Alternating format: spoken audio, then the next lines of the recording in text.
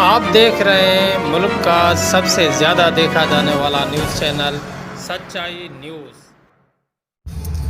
नाज़रीन, गुज़िरियल ॾींहुं मदई जी वेझो नऊं अमरोड थाणे जे हद में जुणेजा ऐं दल बिरादरी विच में फायरिंग दौरान 5 ॼणनि जे मारिजण वारे मामले खां पोइ धुरियुनि विच में शिकताण तेज़ थी वई आहे। 5 ॼणनि जे मारिजण खां पोइ इलाइक़े में सख़्तु ख़ौफ़ ऐं हिरास वारी सूरत हाल छायल आहे। इलाइक़े वासी घरनि ताईं महदूद थियल आहिनि।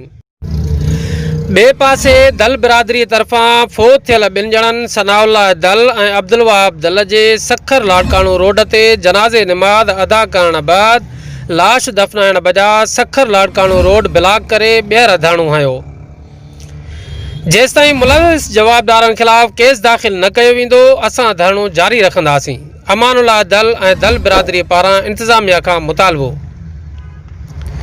ॿिए पासे पुलिस ज़राए मुताबिक़ काल दल ऐं जुणेजा बिरादरी जे धुरियुनि में फायरिंग जी ॾेवठ खां पोइ मरी वियल जुणेजा बिरादरीअ जा 3 ॼणा धाड़नि इरादे क़तल समेत ॿियनि संगीन क़िस्म जे ॾोहनि में घुरबल ॾोहारी निकिरी पिया आहिनि।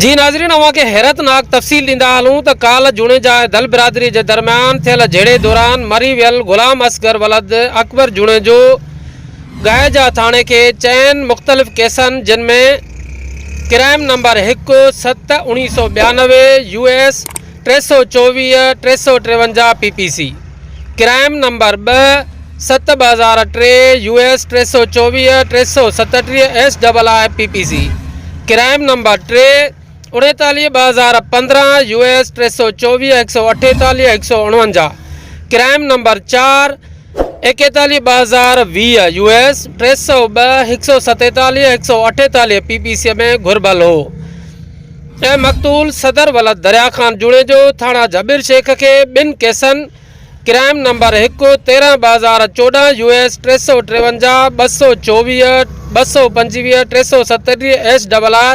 148-149 PPC, crime number 2/8/2017 US 395-397-114 PPC में घुरबल हो। जॾहिं त क़तल थियल रसूल बख्श वलद बंगुल जुणेजो जबीर शेख थाणे के 1 case crime number 8/2017 US 395-397-114 PPC में घुरबल हो। पुलिस मालूमात मुताबिक वधीक जांच जारी है। खैर नाज़रीन, मज़ीद खबरें और अपडेट्स के लिए देखते रहिए सच्चाई न्यूज़। आप हमारी खबरें किसी भी वक्त यूट्यूब, ट्विटर और फेसबुक पेज पर सच्चाई न्यूज़ स्पेल है SACHAI स्पेस NEWS लिखने के बाद सर्च करके देख सकते हैं।